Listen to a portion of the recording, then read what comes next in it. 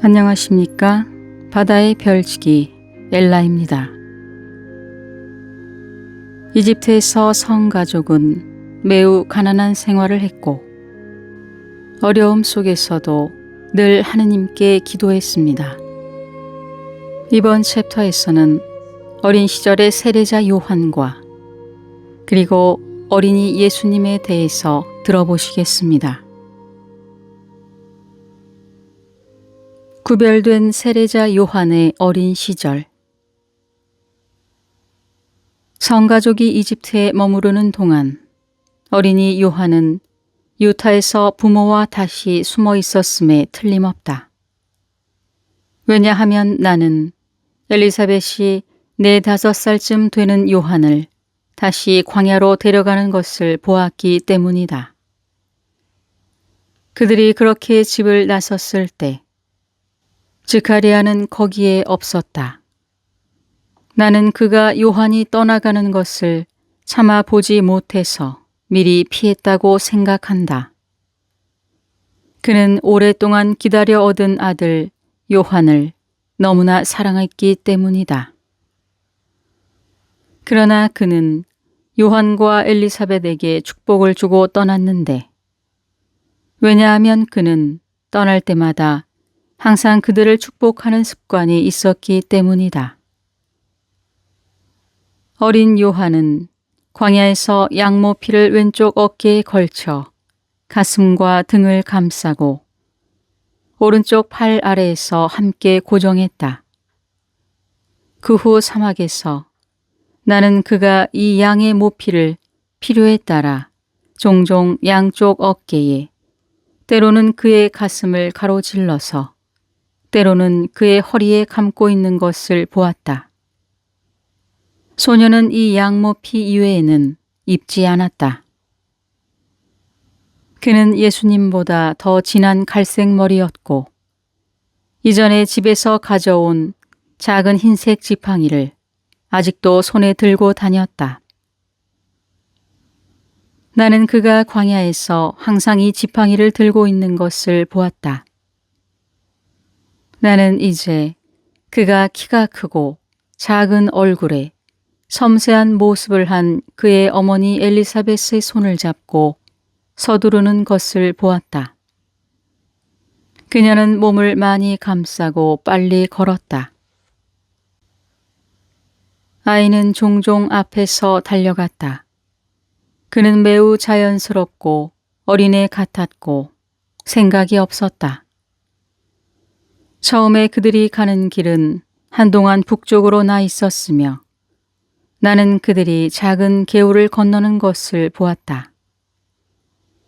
그 후 그들은 동쪽으로 돌아 바위가 많은 계곡으로 들어갔는데 그 위쪽은 황무지와 돌이 많았지만 아래쪽 경사면은 덤불과 열매가 많이 있었고 그 중에는 야생 딸기도 있었는데 소녀는 이것을 여기저기서 하나씩 따먹었다. 그들이 이 계곡으로 얼마를 간 후 엘리사벳은 소년에게 작별 인사를 했다. 그녀는 그를 축복하고 그녀의 마음에 꼭 껴안고 그의 이마와 뺨에 키스를 한 후 집을 향해 발길을 돌렸다.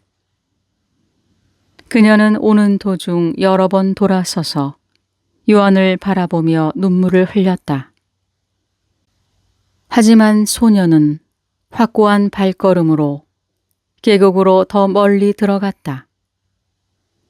이 환상 중에 나는 매우 아팠기 때문에 하느님은 일어난 모든 일에서 내가 어린아이가 된 것처럼 느끼는 은총을 허락해 주셨다. 나는 요한과 같은 나이의 아이가 되어서 그의 길에 그와 함께 동행하고 있다고 느꼈는데 나는 그가 어머니로부터 너무 멀리 떨어져서 돌아오는 길을 다시는 찾지 못할까 두려웠다. 하지만 즉시 나는 다음과 같은 음성을 듣고 안심했다. 염려하지 말라. 그 아이는 자신을 잘 알고 있다. 그때 나는 내 자신이 광야에서 그와 함께 홀로 있음을 알았다. 나는 그가 마치 나의 어린 시절 함께 놀던 친한 친구인 것처럼 느꼈고 그에게 일어난 많은 일들을 보았다. 우리가 함께 있는 동안 요한은 자신의 광야 생활에 대해 많은 이야기를 나에게 들려주었다. 예를 들어 그가 어떻게 완전히 자신을 거부하고 고행을 실천할 수 있었는지, 어떻게 그의 환상이 점점 더 밝아지고 분명해졌는지, 어떻게 그가 신비로운 방법으로 그의 주변의 모든 것으로부터 배웠는지 등이었다. 이 모든 것은 나를 놀라게 하지 않았다. 왜냐하면 오래전 어렸을 때 내가 혼자 소를 치고 있었을 때 나도 또한 광야에서 요한과 같이 친숙한 교제를 하며 살았기 때문이다. 그때 나는 종종 그가 보고 싶었는데 그러면 나는 우리나라 방언으로 덤불에게 이렇게 말하곤 했다. 작은 지팡이를 들고 양모피를 어깨에 두른 작은 요한이 내게 올 것이다.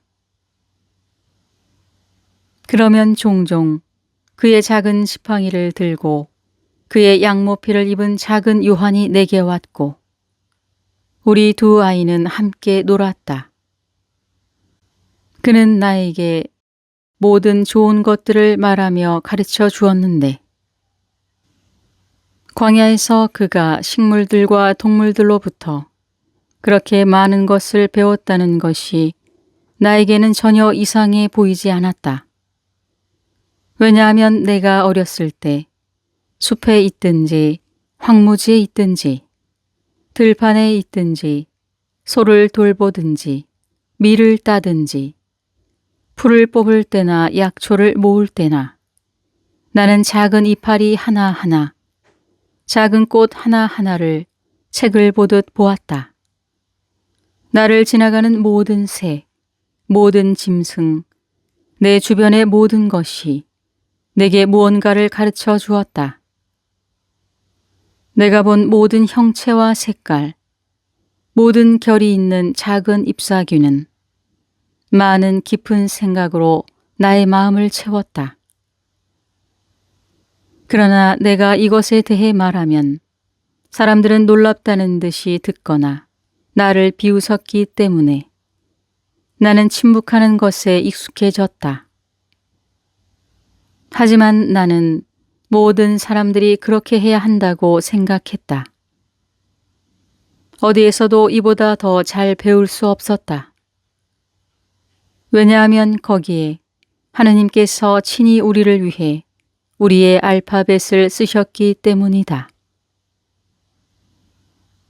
그래서 이제 내가 환상 중에 소년 요한을 다시 광야로 따라갔을 때 나는 이전과 마찬가지로 그에 관한 모든 것을 보았다. 나는 그가 꽃들과 짐승들과 함께 노는 것을 보았다. 특히 새들은 그와 함께 있는 것을 매우 편안해했다. 그들은 그가 걸을 때나 무릎을 꿇고 기도할 때 그의 머리 위로 날아다녔다. 나는 종종 그가 나뭇가지 위에 그의 지팡이를 걸쳐 놓는 것을 자주 보았는데 그가 부르면 밝은 색의 새들이 와서 그 위에 줄을 맞춰 앉았다. 요한은 그들을 바라보며 마치 그들이 자신의 학생인 것처럼 친숙하게 말했다. 또 나는 그가 그들의 은신처로 야생 동물들을 따라가 먹이를 주고 그들을 주의 깊게 지켜보는 것을 보았다. 요한이 6살쯤 되었을 때 엘리사벳은 지카리아가 집에 없을 때 광야에 있는 아들을 방문할 목적으로 희생제를 드리기 위해 양들을 데리고 성전으로 갔다. 나의 생각에 지카리아는 그를 만나러 가기를 원하지 않았는데 그 이유는 헤로데가 그의 아들이 어디에 있는지 물으면 알지 못한다고 진실을 말할 수 있었기 때문이었다. 그러나 즈카리아에게 요한을 만나고자 하는 강렬한 갈망이 있었기 때문에 요한은 밤에 비밀리에 광야로부터 그의 부모님 집으로 여러 번 와서 잠시 머무르고 했는데 아마도 그의 수호 천사가 위험하지 않은 적절한 순간에 그를 그곳으로 인도했을 것이다. 나는 그가 항상 높은 능력에 의해 인도되고 보호되는 것과 때로는 천사처럼 빛나는 인물과 함께 동행하는 것을 보았다. 요한은 세상과 그리고 평범한 인간의 음식과 구별되어 광야에서 살며 하느님의 영에 의해 가르침받고 훈련받도록 운명 지어졌다. 어린 시절부터 나는 항상 그가 생각에 잠겨 홀로 있는 모습을 보았다. 아기 예수가 신성한 경고를 받고 이집트로 피신했듯이 그분의 선구자인 요한도 광야의 은신처로 피신했다. 그에게도 헤로데의 의심이 집중되었는데 그 이유는 그의 어린이 시절부터 그 땅에서 요한에 대한 많은 이야기가 있었기 때문이다. 그의 탄생에는 경이로움이 수반되었고 그가 종종 빛에 둘러싸여 있었다는 것이 잘 알려져 있었기 때문에 헤로데는 특히 그를 의심했다. 그는 즈카리아에게 요한의 행방에 대해 여러 번 질문을 했지만 아직은 노인에게 손을 대지는 않고 있었다.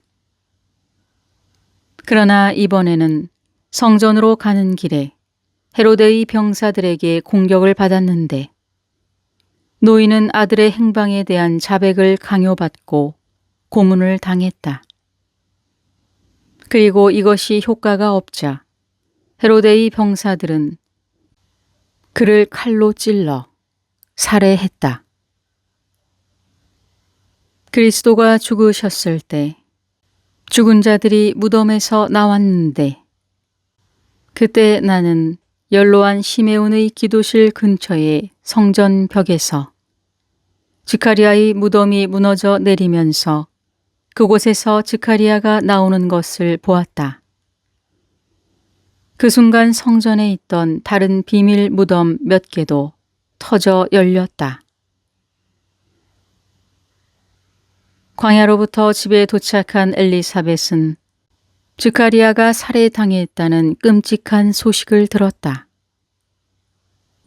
그녀는 위로받을 수 없는 슬픔 속에서 유타를 영원히 떠나 광야에서 요한과 함께 살았는데 그녀는 그 후 얼마 되지 않아 생을 마쳤다.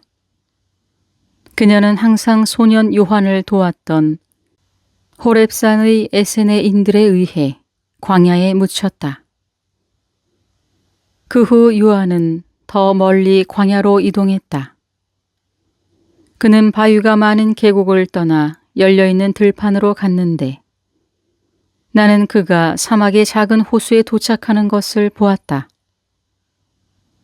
해안은 평평하고 하얀 모래로 덮여 있었는데 나는 그가 멀리 물속으로 나가자 모든 물고기들이 두려움 없이 그에게 다가오는 것을 보았다.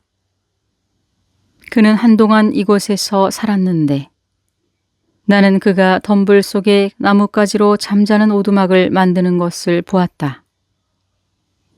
그것은 매우 작았고 그가 겨우 누울 수 있을 정도만 되었다. 그 후 나는 여기에서 그가 겸손하고 경건하게 그러나 두려움 없이 어린아이 같은 자신감으로 빛나는 천사들과 함께 자주 동행하는 것을 보았다. 천사들은 그가 모든 것을 알아볼 수 있도록 그를 가르치는 것처럼 보였다. 나는 그의 지팡이에 조그만 십자가의 형태가 있는 것을 보았으며 그것에 넓은 나무 껍질이 고정되어 있어서 그가 그것을 작은 깃발처럼 흔들며 노는 것을 보았다.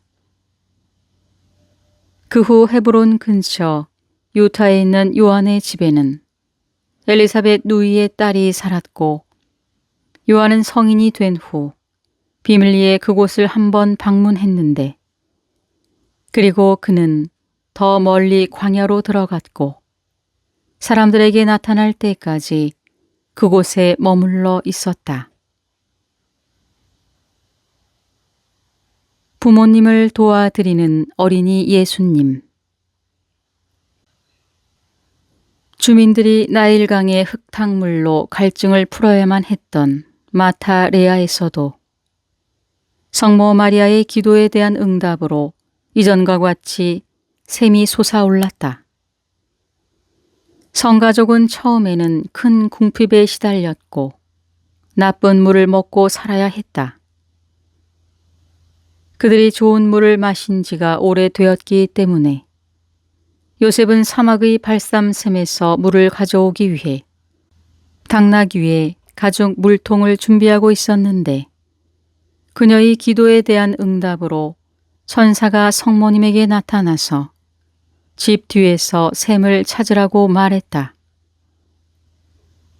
나는 성모님이 그들의 처소 주변 울타리 밖 부서진 제방으로 둘러싸인 트인 곳으로 가는 것을 보았다.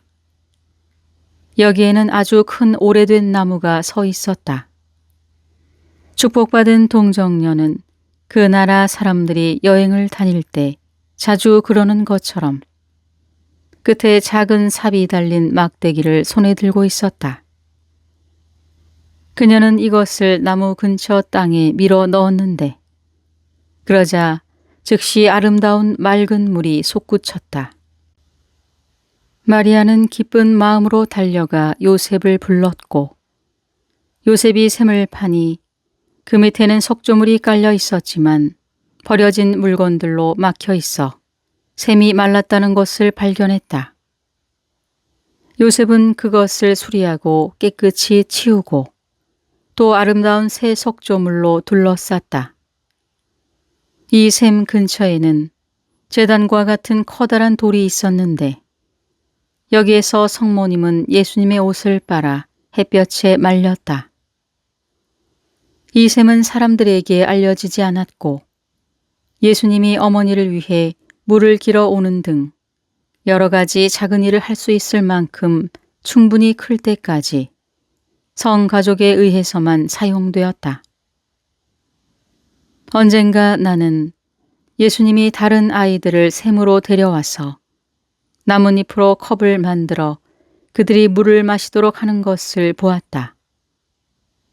아이들이 이것을 그들의 부모에게 말했기 때문에 다른 사람들도 샘에 왔지만 유대인들만 사용하는 규칙이 있었다.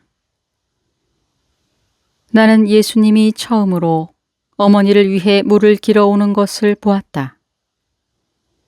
마리아는 그녀의 방에서 무릎을 꿇고 기도하고 있었는데, 예수님이 살며시 나가 가죽 물통을 들고 샘으로 가서 물을 길어왔다.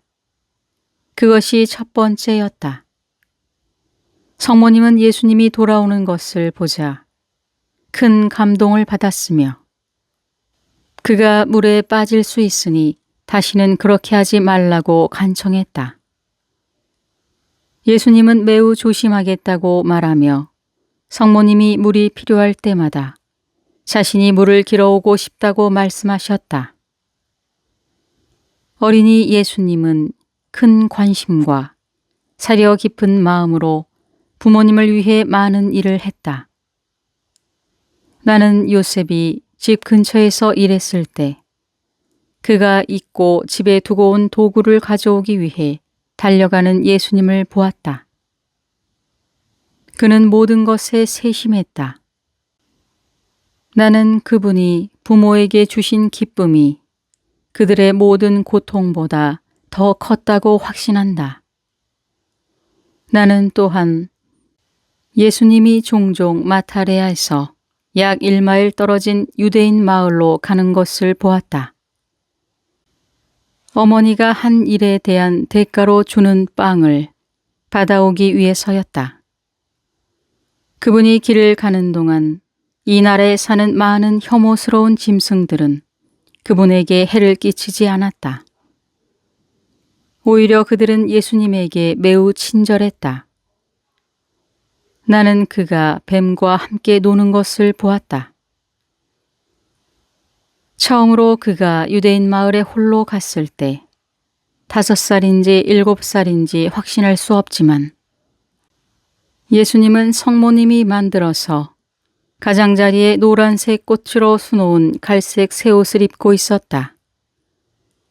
그는 가는 길에 무릎을 꿇고 기도했는데 나는 그때 두 천사가 그에게 나타나 헤로데 왕의 죽음을 알리는 것을 보았다. 예수님은 그의 부모에게 이것에 대해 아무 말도 하지 않으셨는데 그분이 겸손해서인지 천사가 금지했기 때문인지 아니면 아직 그들이 이집트를 떠날 때가 되지 않았다는 것을 알았기 때문인지 나는 알지 못한다.